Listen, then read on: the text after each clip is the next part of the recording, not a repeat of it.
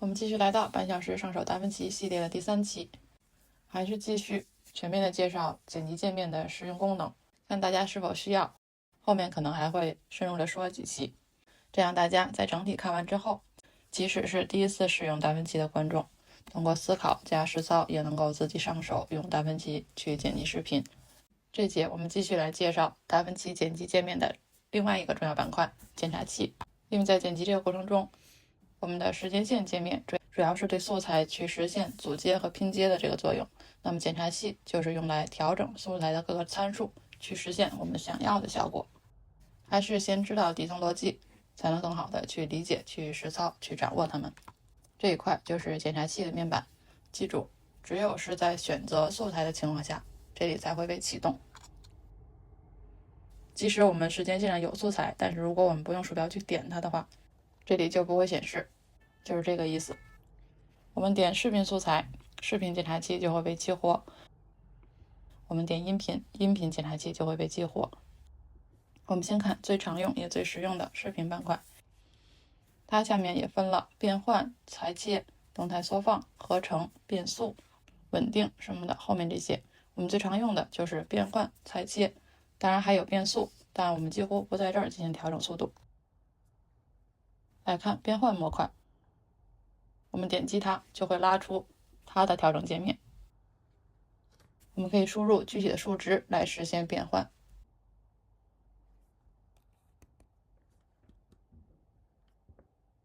或者用鼠标来滑动来进行变换。如果觉得滑得太快了，那么可以按住 Alt 或者 Option 来实现这样慢一点的滚动。它的工作原理主要是对画面进行等比缩放和上下的位移，这个在剪辑中去进行重新构图非常的有用。比如说我们想把画面放大到我们想要的景别，或者去规避穿帮、规避水印等等。我举这样的例子，大家应该比较好理解。另外，我们需要知道它的工作原理是原始的画幅是不会改变的，改变的只是素材的大小。像这些其他的单独调整，我们几乎用不到。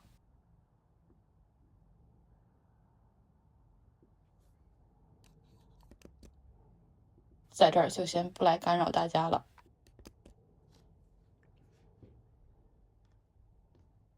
这还有一个小开关，用来打开和关闭，就像 PS 的图层打开关闭类似的效果。同样，我们可以点击这个按钮，去把我们调整的参数进行重置还原。我们看下面有2个小块，是翻转，也是重新构图或者规避穿帮会用到的。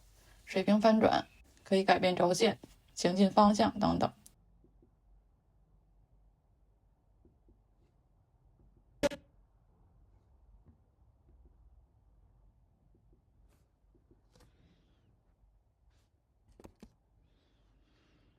往下看，裁切功能也很常用，也比较好理解。我们可以想象变换里面的缩放，我们用放大去重新构图，是把画面扩大到画幅之外，但是画面的内容还在。裁切就是直接截掉，这里也是通过4边的参数来进行调整。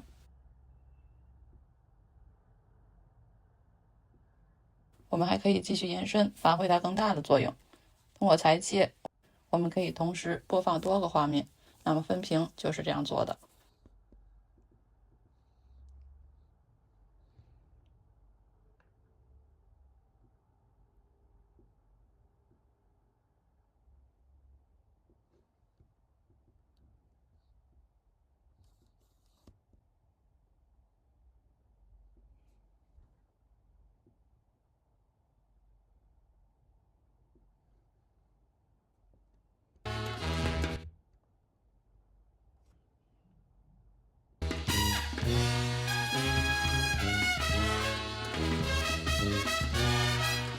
然后通过分屏这个技术，我们还能变其他的花样，这个都需要自己去琢磨和看一些其他的案例，来慢慢的自己掌握它。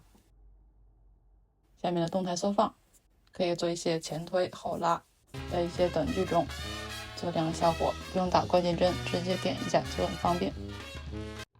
合成模式可以在做情绪效果的时候改变某几帧画面的状态。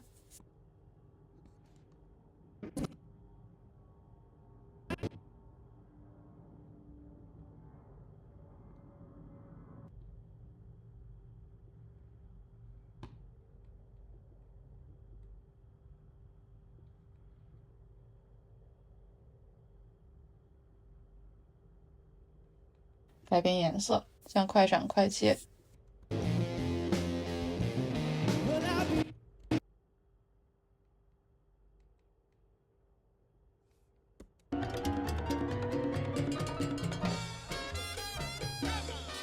这个在我之前去拉片《他和他的他》这部剧的时候，里面有讲过类似的效果。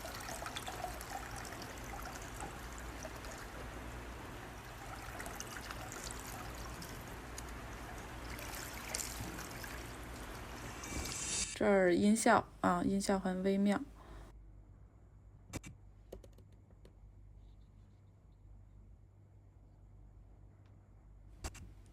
开始变化的第一帧做了放大，还有模糊和混合模式之类的颜色叠加。然后第二帧略微放大了一些，模糊的效果还在，混合模式去掉了，可以看出颜色深了。第三帧继续放大了一点，模糊程度大大减少。第四帧继续放大，加重影，这里闪回前的4帧分别都做了效果。开始来到闪回的画面，闪回的画面第一帧也是放大的又模糊，接着第二帧缩小，模糊也没有了。接下来3帧都是同样的景别的运动。到了第4帧，去掉了所有效果，景别也回到了正常剧情的景别。为了大家更直观的接受信息，咱们还是把关键帧进行截图。这是闪回前1帧，闪回前没有做效果的正常景别截图。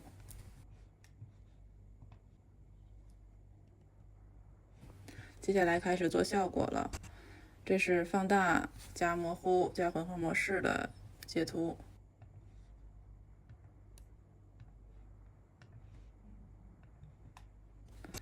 下一帧继续放大，去掉混合模式，在颜色上进行区别。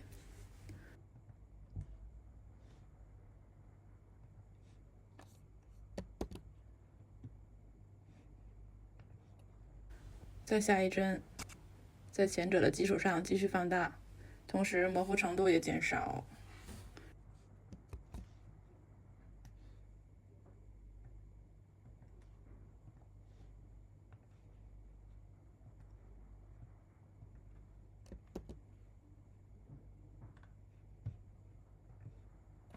接着往下又放大了，模糊的效果还是有的。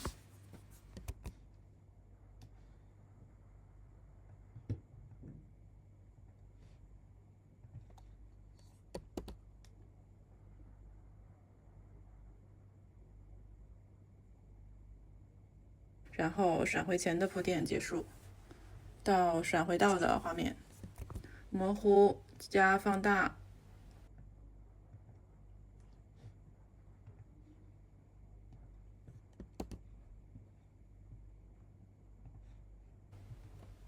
下一帧缩小了一点，同时也清晰了。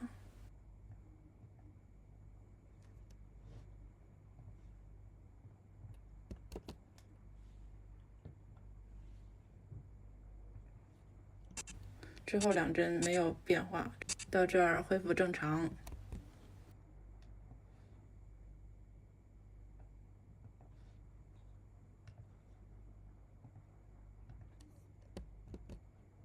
然后陷入闪回的这个效果就结束了。咱们来看图。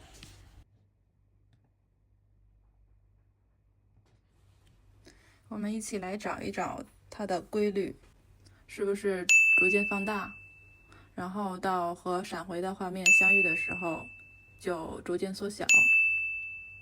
其实这样可以理解为它是一个骨架，然后呢在这个基础上做的什么模糊啊、混合模式啊，这些都是锦上添花的东西，你可以随便改。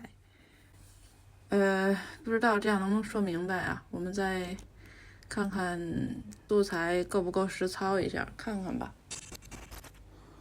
找个能闪回的点，走过来，看见什么呢？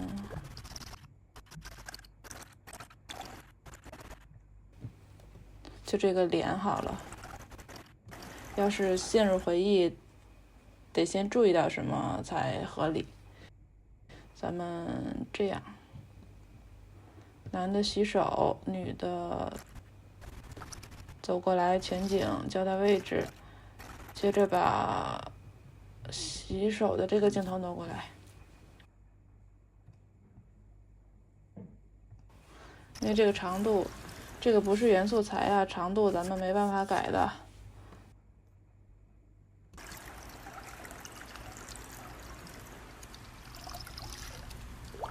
直接站定，陷入沉思。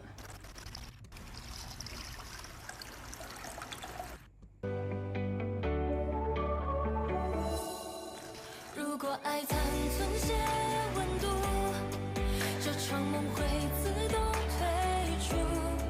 醒来后挽留你脚步，别走了，命运不是征途，抓紧我背部，灵魂深处，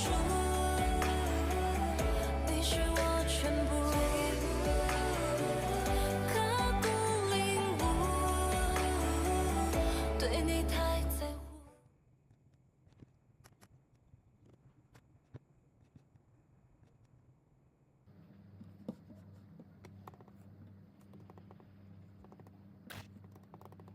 闪回前的4帧效果做完了，咱们直接把闪回到的画面直接粘过来。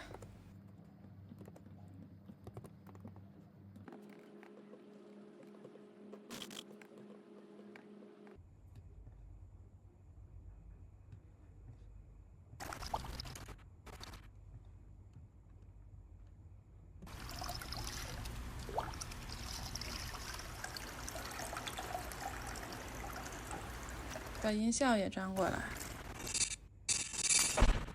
如果之前用其他剪辑软件实现过这样效果的观众，那么可以直接上手去试一下。如果是剪辑软件零基础的观众，可以先忽略这一块，只知道它可以做什么，具体怎么实现的，后面再慢慢了解。然后就是变速，当然我们很多都是在时间线，都会在时间线上进行操作，不会直接在这儿调节参数。关于变速，我们也先简单的了解一下。我们要知道声音和画面它们原始的速度都是100%这样的一个数值。那么对于画面的变速，基本上可以分为慢速、快速、冻结画面、倒放速度，还有更复杂一点的局部变速，就是由快到慢，类似这种变速的实操需要很多练习才能上手，我们可能要单独拿一节课来细讲。我们这几节内容还是先让大家先对达芬奇剪辑部分有一个基础的认识，去掌握一些基础的操作，打好基础很重要。如果觉得这个视频对你有用，就多和我互动吧。在我的主页还有影视剧剪辑全流程加短剧实战这样的剧情剪辑思维系统课，在充电合集里面还有更多的短剧实操内容和时间线分享系列。如果有就业转行提升方面需求的观众，有余力的也欢迎关注支持。另外我最近也开通了 YouTube 频道，也是同名莱尼日记，欢迎关注。感谢你们支持，我们下期再见。